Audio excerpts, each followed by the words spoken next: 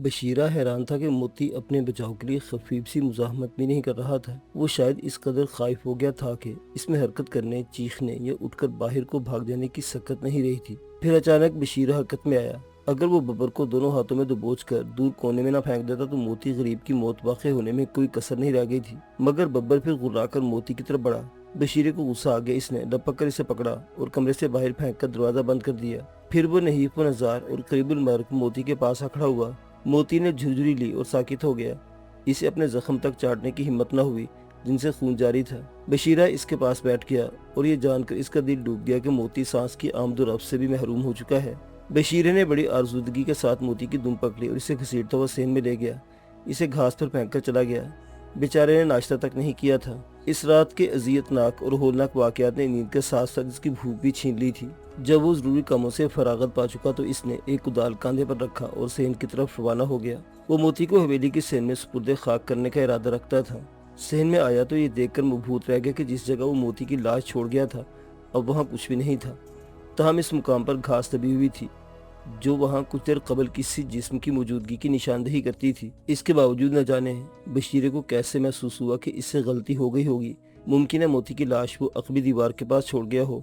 वो इस ख्याल के ज़हन में उभरते लपकता हुआ अकबी दीवार की तरफ गया, मगर वहाँ भी लाश का कोई वजूद नहीं था। बशीरा चकरा गया। इसका दिमाग माऊफ हो गया। अनहोने और खिलाफ अकल वाक़यात पेश आ रहे थे। इस पर अजीब बहरानी काफिर तारी हो गई और इसे शुबा सा होने लगा कि हो ना हो इसके हवास मुख्तल हो गए हैं, जो ऐसे वाक़यात देख रहा है जिनका हकीकत से कोई ताल्लुक नहीं। इसलिए बशीरा चुप साध कर रह गया और इन वाक़यात का किसी शख्स से जिक्र तक न किया, हत्ता कि इसने अपने बेतकल्लुफ़ और हमराज दोस्त हकीम सलीमुद्दीन से भी पोशीदा रखी। वो डरता था कि इसकी बातें सुनकर लोग इसे पागल न करार दे दें। और फिर बशीरा हर लम्हे किसी नए माफूकुल अकल वाक़े का मुंतज़िर रहने लगा। हर वक्त इसकी निगाहें गिरदो पेश की किसी चीज़ की मुतलाशी रहने लगी। यूं ही 20 रोज़ गुजर गए। कोई अनोखा वाक़या ज़ुहूर पज़ीर नहीं हुआ, कोई अजीब चीज़ ना दिखाई दी। और फिर एक दोपहर वो हवेली से निकलकर खेतों की तरफ जा रहा था तो इसे स्याह रंग का एक कुत्ता खड़ा नजर आया जो बगौर इसकी तरफ देख रहा था। गाहे बगाहे कुत्ते की निगाहें बशीरे के अक़ब में भी इस अंदाज में उठी जैसे इसे बशीरे के पीछे भी किसी के आने की तवक्को थी। बशीरा ये समझा कि इस कुत्ते को इसके इकलौते कुत्ते बब्बर की यहाँ मौजूदगी का इल्म हो गया है। बशीरा एक कुत्ते से चंद गज के फासले पर पहुंचा तो चौंक गया। ये तो इसका मोती था। वो लाशुरी तौर पर सीटी बजाने लगा। वो इस हकीकत को लम्हा भर के लिए अक्सर फरामोश कर बैठा कि इसका मोती तो 3 हफ्ते कबल मर गया था। मगर कुत्ते ने सीटी सुनकर अपनी जगह से हरकत न की। मान इसके दिमाग से पर्दा उठा और इसे मोती की याद आ गई। इसने नौवालिद कुत्ते की तरफ गौर से देखा तो इसे वो मोती से हैरत अंगेज हद तक मुशाबा नजर आया। अगर मोती इसकी आंखों के सामने न मरा होता तो वो इसे मोती ही समझता, लेकिन वो अब इसे मोती तस्लीम करने पर तैयार न था। बस इसका एक हमशक्ल कुत्ता था। मगर ये ख्याल न जाने बशीरे के जहन में क्यों सख्ती से जागजी होकर रह गया कि ये कुत्ता इसके बब्बर का इंतजार कर रहा है। इसके बाद बशीरे को वो कुत्ता हर दूसरे तीसरे दिन अपनी हवेली के गिर्द मंडलाता नजर आने लगा। इसकी आमदोरफ्त का सिलसिला कोई हफ्ता भर जारी रहा, मगर एक खास बात जो बशीरे ने इस कुत्ते में महसूस की वो ये कि वो जब भी इसे दिखाई देता पहले से कमज़ोर ही आया और आखिर बार तो इसकी एक एक हड्डी साफ दिखाई दे रही थी। फिर वो अचानक गायब हो गया। अलबत्ता 4-5 रोज़ बाद एक और कुत्ता वारिद हुआ। वो कुत्ता बहुत तंदुरुस्त और भारी भरकम था। यूँ मालूम होता था कि किसी खुशहाल और जानवरों के शौकीन का परवरदा है। वो कुत्ता भी बशीरे के लिए बिल्कुल अजनबी था, न जाने किस गांव से आया था। लेकिन अजीब बात यह थी कि बब्बर जो मोती के हमशक्ल कुत्ते की लाख कोशिश के बावजूद घर से निकलकर इसके पास नहीं गया था। इस कुत्ते को देखते बेख्तर इसके पास जा पहुंचा और वो दोनों उछलते कूदते बशीरे की निगाहों से ओझल हो गए। फिर बब्बर भी कभी लौट कर न आया। बशीरा उसका इंतजार ही करता रहा, न जाने कहाँ चला गया था। मगर अब बशीरे को अपने हवास पर शुबा नहीं रहा था, क्योंकि ये वाक़यात मरबूत थे और इनके पेश आने के अंदाज में हैरत अंगेज यकसानियत थी। यानी पहले चूहे, फिर बिल्ली और फिर कुत्ते गायब हो गए थे। बब्बर के अगवा होने के ठीक 3 हफ्ते बाद एक शाम हल्की हल्की बूंदाबांदी हो रही थी और बशीरा हवेली के दरवाजे के बाहर खड़ा कुछ सोच रहा था कि इसे शुमाल की जानिब से सड़क पर एक नौमर लड़का अपनी जानिब आता नजर आया। लड़के की सूरत जानी पहचानी नजर आ रही थी। कदो कामत से वो कमोबेश 12 साल का नजर आ रहा था, मगर इसने कपड़े बहुत अजीब पहन रखे थे। कपड़े के आधे चूचू का मुरब्बा था। शलवार छोटी थी, उसके पांचे पिंडलों तक थे। जिस्म पर कमीज बहुत बड़ी थी जो किसी भारी तनोतोश के आदमी को भी मुश्किल से पूरी आ सकती थी। जो लगता था ये कपड़े इसने इधर उधर से चुरा कर पहन लिए हैं। इसकी हैयत कज़ाई देखकर बशीरे के ज़हन में फौरी तौर पर यही ख्याल पैदा हुआ कि ये लड़का घर से भाग कर आया है। जब लड़का बशीरे की हवेली के सामने पहुंचा तो इसकी रफ्तार सुस्त हो गई और वो हवेली को यूं मुंह उठा कर देखने लगा जैसे वो रुक जाना चाहता हो, मगर वो रुका नहीं, बल्कि सुस्त रवि से शामनगर की तरफ बढ़ता रहा। تاہم وہ بار بار مڑ کر حویلی پر ایک نظر ضرور ڈال لیتا۔ بشیرے کو لڑکے کی خستہ حالی پر رحم آ کے اس کے قدم خود بخود لڑکی کے تعاقب میں اٹھنے لگے۔ اس کا جی چاہا کہ وہ لڑکے کو آواز دے کر روک لے، مگر اس کے ہونٹ سل گئے اور اس کے حلق سے آواز نہ نکل سکی، کیونکہ کوئی نادیدہ قوت اسے بار بار روک رہی تھی۔ خبردار، اسے روکنے کی کوشش مت کرنا، یہ کوئی عام لڑکا نہیں بلکہ لڑکی کی شکل میں موت ہے۔ یہ آواز بشیرے کو اپنی روح کی اتھاہ گہرائیوں سے اٹھتی محسوس ہوئی تھی۔ بشیرے کی ذہنی کیفیت بھی اس وقت عجیب تھی، اس پر خوف طاری تھا اور ندامت و خجالت بھی۔ ندامت اس لیے کہ اسے اپنا خوف بے معنی معلوم ہوتا تھا۔ آخر اس سے رہا نہ گیا اور وہ تیز قدموں سے لڑکے کے پیچھے روانہ ہو گیا۔ وہ لڑکے کو پکارنا ہی چاہتا تھا کہ اچانک اس کی نگاہیں کچی سڑک پر پڑی جو پھوار کی وجہ سے مرطوب ہو رہی تھی، مگر سڑک کا یہ حصہ انتہائی ٹھوس اور ہموار تھا، یا گرد و غبار کا نشان تک نہ تھا۔ اسے لڑکے کے ننگے پاؤں کے نشانات نظر آ رہے تھے، مگر وہ نشانات کچھ ایسی غیر معمولی نوعیت کے تھے کہ فرط دہشت سے بشیرے کے رونگٹے کھڑے ہو گئے۔ لڑکے کے پاؤں 3-3 انچ تک زمین میں دھنس رہے تھے، جیسے وہ انتہائی نرم اور دلدل نما زمین پر چل رہا ہو۔ بشیرے کے خوف کا باعث حقیقت میں یہ بات تھی کہ لڑکا اس کے مقابلے میں بہت ہلکا پھلکا تھا، مگر اس کے اپنے پاؤں زمین پر بالکل مدھم اور غیر واضح سا نشان چھوڑتے تھے۔ تو کیا اس لڑکے کا یہ مختصر سا جسم ایک بھاری بھرکم بھینس کے جسم سے بھی بھاری تھا؟ مگر یہ کیسے ممکن ہے؟ بشیرہ ایک بار تو جھنجھلا کر اس نے پاؤں سے جوتے اتار کر ننگے پاؤں لڑکے کے قدموں کے نشانات کے ساتھ ساتھ چلنا شروع کر دیا، مگر اس کے پاؤں زمین میں تو کیا دھستے، مٹی پر نشانات بھی مشکل سے پیدا کر سکے۔ اب تو بشیرے کی پشت پر خوف سے چیونٹوں کا لشکر رینگنے لگا۔ اس نے دور تک لڑکے کے پاؤں کے نشانات کا جائزہ لیا اور پھر ایک دم پلٹ کر گھر کی طرف بھاگا۔ اب اس کے حواس پر یہ جان لیوا خیال مسلط ہو چکا تھا کہ وہی مافوق الفطرت چیز لڑکے کی شکل میں مجسم ہو کر پھر نازل ہو گئی ہے۔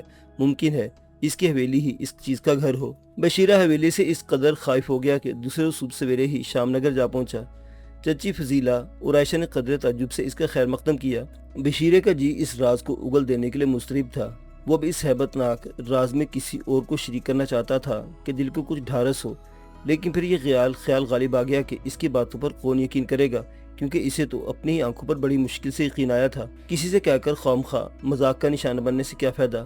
وہ کچھ دیر یوں ہی گمسم بیٹھا رہا۔ چچی تو کسی کام سے باہر چلی گئی اور عائشہ نے سرسوں کے ساگ میں پاؤ بھر تازہ مکھن ڈال کر چنگیری میں جوار کی 3-4 گرم روٹیاں تہہ لگا کر اس کے آگے رکھ دی۔ کیا سوچ رہے ہو بشیر؟ عائشہ نے بے حد اپنائیت سے پوچھا۔ کچھ بھی تو نہیں، بشیرہ چونک پڑا۔ نہیں کچھ تو ہے تو مگر کیا؟ بتانے کو جی نہیں چاہتا۔ کوئی ایسی ہی راز کی بات ہے؟ نہیں مگر بات عجیب ہے سے سن کر تم تو کیا کوئی بھی عقل مند شخص یقین نہیں کرے گا۔ کیا کوئی بھوت دیکھ لیا ہے؟ عائشہ بولی۔ کیا ہر وقت نوک جھونک کرتے رہتے ہو تم دونوں؟ چچی کی گرجدار آواز سنائی دی اور یہ دونوں شرما کر چپ سے رہ گئے۔ چچی بشیرے کے پاس آ بیٹھی۔ بشیرے کل سے لالو لوہار کا بڑا لڑکا نہ جانے کہاں غائب ہے، چچی نے متاسف آواز میں کہا۔ اسے تو گاؤں بھر کے لوگ ڈھونڈتے تھک گئے، نہ جانے سے زمین کھا گئی یا۔ بشیرہ کسی فوری خیال کے زیر اثر اچھل پڑا اور لقمہ اس کے ہاتھ سے چھوٹ گیا۔ وہ حیرت سے آنکھیں پھاڑ کر کبھی چچی اور کبھی عائشہ کو دیکھنے لگا۔ اس کے چہرے کا رنگ اس قدر متغیر ہو گیا تھا کہ چچی گھبرا سی گئی۔ کیا ہو گیا تجھے لڑکے؟ وہ بڑبڑائی۔ یہ سہم کیوں گیا ہے؟ چچی کیا بتاؤں؟ بشیرہ بے بسی سے بڑبڑایا۔ پھر اس نے کھانا پرے دھکیل دیا۔ ارے تو کھانے سے کیوں ہاتھ کھینچ رہا ہے؟ کھانا تو کھا، چچی نے اسے ڈانٹا۔ نہیں چچی پہلے میری بات سن لو، بشیرے نے ایک عزم سے کہا۔ چچی تم یقین کرو نہ کرو، میں یہ راز اب ظاہر کر کے رہوں گا۔ بشیرہ سنبھل کر بیٹھ گیا۔ پھر اس نے چوہوں کے شور و غل، کسی بھاری جانور کے ان پر جھپٹنے، ایک بلی کے ظاہر ہونے، یکے بعد دیگرے تمام بلیوں کے غائب ہونے سے لے کر اس لڑکے کے ظہور تک کی تمام داستان چچی اور عائشہ کو سنا ڈالی۔ بات بے حد ڈراؤنی تھی، مگر نتیجہ پھر بھی وہی نکلا جس کا بشیرے کو خدشہ تھا۔ عائشہ کی مترنم قہقہوں سے اس کا دل دھڑکنے لگا اور چچی کی ترہم آمیز مسکراہٹ نے اس کا دل ٹکڑے ٹکڑے کر دیا۔ چچی میری بات پر یقین کرو، ہمارا گاؤں یا ہو سکتا ہے ہمارے پڑوس کے گاؤں میں بھی کسی ناگہانی آفت میں پھنسنے والا ہو۔ لالو لوہار کا لڑکا بھی اسی طرح غائب ہوا ہے۔ مجھے یقین ہے، اتنا یقین ہے جتنا سورج کے نکلنے اور پھر ڈوبنے کا۔ چل آرام سے بیٹھ پگلا۔ چچی نے اس کے سر پر ہلکا سا دھپ جمایا۔ تیری باتیں کچھ اوٹ پٹانگ سی ہوا کرتی ہیں۔ بشیرہ دل میں خون کے گھونٹ پی کر رہ گیا۔ دوپہر ڈھلے وہ اپنے دوست حکیم سلیم الدین کے مطب جا پہنچا۔ بشیرے کیا بات ہے، آج کچھ پریشان نظر آ رہے ہو؟ سلیم نے پوچھا۔ نہیں میں بالکل ٹھیک ہوں، خوش ہوں، بشیرے نے جیسے اپنا دفاع کیا۔ نہیں میری نظر تو تمہارے بارے میں دھوکہ نہیں کھا سکتی۔ سلیم نے اس کا کاندھا تھپ تھپایا۔ کہو کیا بات ہے؟ عائشہ سے لڑائی تو نہیں ہو گئی؟ نہیں، بشیرے نے کہا۔ تمہیں تو ہمیشہ فضول باتیں سوچتی ہیں، مجھے بیوقوف مت بناؤ بشیرے، سلیم کر جا، سچ بتاؤ کیا بات ہے جو دل میں لیے بیٹھے ہو؟ سن کر یقین بھی کرو گے؟ آخر بشیرہ پھٹ پڑا۔ بشیرے اگر تو کہے کہ سورج مشرق کے بجائے مغرب سے نکلتا ہے تو میں یقین کر لوں گا، جھوٹ تیرے نصیب میں نہیں لکھا۔ تو سنو، اگر ہو سکے تو دل کھول کر میرا مذاق اڑاؤ۔ پھر بشیر نے اپنی کہانی بے کم و کاس دہرا دی۔ سلیم سن ہو گیا۔ وہ گہری متجسس نگاہوں سے بشیر کو یوں دیکھنے لگا جیسے جاننا چاہتا ہو کہ کہیں اس کے دوست کا دماغ تو نہیں چل گیا، مگر اس کی باریک بین اور ماہر آنکھیں بتاتی تھی کہ بشیرے کا دماغ 100% صحت مند ہے۔ ہنسو، خوب ہنسو، بشیرہ سنجیدگی سے بڑبڑایا۔ ان واقعات پر تو میں نے بھی بڑی مشکل سے یقین کیا تھا۔ تم پاگل نہیں ہو بشیر، سلیم گہری سانس لے کر بولا۔ اگر تم نے جو کچھ سنایا ہے وہ بھی کرینِ عقل نہیں۔ بہرکیف اب تم حویلی کو سدھارو، آرام سے رات بھر سو اور صبح ناشتہ میرے ہاں کرو، سمجھے؟ میں تمہاری اس آبیتی پر غور کر کے کل ناشتے پر اپنے خیال سے تمہیں آگاہ کروں گا۔ جاؤ، خدا حافظ۔ بشیرے کے رخصت ہوتے ہی سلیم نے متا بند کیا اور گھر چلا گیا۔ شام کے کھانے سے نمٹ کر وہ نشست گاہ میں گھس گیا اور آرام کرسی پر نیم دراز ہو کر بشیرے کی کہانی پر غور کرنے لگا۔ وہ جو واقعات کی کڑیاں ملاتا اسے ان کی صداقت پر یقین ہوتا جاتا، مگر کسی مرحلے پر اچانک عقل سلیم آڑے آتی اور خلاف قیاس واقعات کو تسلیم کرنے سے انکار کر دیتی۔ کبھی تو خوف اور دہشت سے سلیم کے رونگٹے کھڑے ہوتے اور کبھی اس کا جسم پسینے میں شرابور ہو جاتا، کبھی تو اسے شفاف گاڑے سیال کا تودہ سیلاب کی مانند کہیں درز میں سے غائب ہوتا نظر آتا، کبھی کتے بلی اور لڑکی کی صورت میں مجسم ہو کر اپنی طرف بڑھتا نظر آتا۔ کئی بار اس کے حلق سے چیخ نکلتے رہ گئی۔ اسے اپنی ذہنی کشمکش کا شدت سے احساس تھا۔ وہ رہ کر حیران ہوتا تھا کہ وہ تو کبھی اتنا ڈرپوک نہیں تھا۔ وہ تو گھور اندھیرے میں بھی ہندوؤں کے شمشان اور پرانے قبرستان سے بے دھڑک گزر جایا کرتا تھا۔ پھر آج اس کے حواس پر اس قدر خوف طاری ہونے کا سبب کیا ہے؟ آدھی رات تک وہ اسی اذیت ناک ادھیڑ بن میں مبتلا رہا اور انجام کاری سے اس کہانی کی صداقت پر یقین آ گیا اور وہ بستر پر لیٹ کر کروٹیں بدلتے سو گیا۔ دوسرے دن ناشتے سے قبل بشیر دھمکا۔ اسے دیکھتے سلیم کے خیالات میں ایک زبردست انقلاب برپا ہوا۔ اس کا جی چاہا کہ وہ کہکا لگا کر ہنسے، مگر پھر بشیرے کے دل آزاری کے خیال سے ضبط کر گیا۔ دن کی روشنی میں بشیرے کی کہانی اپنے صداقت کھو بیٹھی تھی۔ اب وہ کہانی پر اس انداز پر غور نہیں کر رہا تھا، خواہ کیسے ہی عجیب اور محیر عقول واقعات کیوں نہ پیش آ رہے ہوں، اس کا نتیجہ اس طرح سامنے آ جائے کہ اس پر شک کی گنجائش نہ ہو۔ ہاں تو سلیم، کیا سوچا تم نے؟ معلوم ہوتا ہے تم نے کوئی لمبا اور بھیانک خواب دیکھا تھا، سلیم نے جواب دیا۔ بشیرے کے ہاتھ سے لقمہ گر گیا۔ اس کے چہرے پر شدید ذہنی صدمے کے تاثرات ظاہر ہوئے۔ پھر اسے غصہ آ گیا اور سلیم کے اصرار پر بھی وہاں پل بھر نہ رکا۔ بشیرے کو رخصت ہوتے بھی مشکل سے 20 منٹ ہی گزرے کہ چچی فضیلہ پہنچی۔ وہ کچھ پریشان سی نظر آتی تھی۔ کیسی ہیں چچی؟ سلیم نے پوچھا۔ سلیم، چچی نے کرسی پر بیٹھتے ہوئے کہا، یہ تمہارے دوست بشیرے کو کیا ہو گیا ہے؟ کیا ہو گیا اسے؟ سلیم کے کان کھڑے ہو گئے۔ عجیب بہکی سی باتیں کرنے لگا ہے، چچی نے دونوں ہاتھ لہراتے ہوئے کہا۔ کہ اس نے تمہیں کچھ نہیں بتایا؟ بتایا تو بہت کچھ ہے، کہتا تھا کہ اس کی بلی اور کتے غائب ہو گئے ہیں، سلیم نے کہا۔ اور ان کتوں اور بلیوں کو ایک بلا لے گئی ہے، چچی نے کہا۔ ہاں، یہی کہتا ہے۔ تو تم نے اندازہ لگایا؟ چچی نے سرگوشی کی۔ بھلا یہ باتیں یقین کرنے کے قابل بھی ہیں۔ پھر وہ قدرے توقف کے بعد بولی، کہیں اس کا دماغ تو نہیں چل گیا؟ خدا نہ خواستہ عائشہ اور بشیر دونوں میں سے ایک کو بھی کچھ ہو گیا تو دونوں کی زندگی تباہ ہو جائے گی۔ مگر تم نے کیسا اندازہ لگا لیا کہ اس کا دماغ خراب ہو گیا ہے؟ سلیم نے پوچھا۔ اس کی علول جلول باتوں سے۔ اس کی باتیں خواہ کتنی ناقابل یقین کیوں نہ ہو، مگر اس کا دماغ بالکل ٹھیک ہے، سلیم نے کہا۔ تو پھر اس کی باتیں سچ ہیں؟ چچی حیران ہو گئی۔ یقین سے کچھ نہیں کہہ سکتا، سلیم نے کہا۔ بہرحال تم خاطر رکھو کہ بشیرے کا دماغ خراب نہیں ہوا، خدا کرے تمہاری بات سچ ہو۔ چچی نے دعا کے لیے ہاتھ بلند کیے۔ مگر سلیم، سن رکھو، اگر میری طرح تمہیں جس باتوں پر یقین نہیں آیا تو اس کا دماغ ضرور خراب ہے۔ چچی، مجھ پر تم نے کبھی اس قدر بے اعتباری نہیں کی تھی، سلیم نے قدرے بھی نہ کر کہا۔ فکر مت کرو، اس کا دماغ بالکل ٹھیک ہے۔ تو گویا تمہیں یقین ہے کہ اس گاؤں پر کوئی آفت نازل ہو چکی ہے؟ ہاں، مجھے اس کی باتوں پر یقین ہے، سلیم نے کہا۔ اتنا ہی جتنا اس کی دوستی پر یقین ہے۔ کمرے میں گہری خاموشی چھا گئی۔ پھر چچی اٹھی اور رخصت ہو گئی۔ چند دن خاموشی سے گزر گئے۔ اس دوران سلیم سے بشیرہ ملنے نہ آیا۔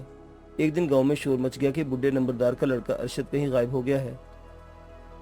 وہ راہٹ چلا رہا تھا کہ پیشاب کے لیے گنے کے کھیت میں گھس گیا، مگر واپس نہ آیا اور کھیت میں بھی کوئی حرکت نہ ہوئی۔ تو مجید اس کی تلاش میں گیا۔ وہ ارشد کے پاؤں کے نشانات پر کھیت میں داخل ہوا اور اس جگہ تک جا پہنچا جہاں ارشد بیٹھا تھا۔ ارشد فارغ ہو چکا تھا، مگر حیرت کا مقام کہ وہ اس جگہ سے اٹھ کر کہیں نہیں گیا تھا، کیونکہ مرطوب زمین پر اس کے پاؤں کے نشانات موجود تھے۔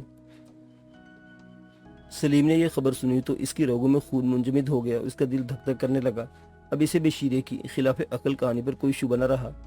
پہلے لالو لوہار کا لڑکا تیفا غائب ہوا اور اب نمبردار ارشد اس بلا کی بھیڑ چڑھ گیا۔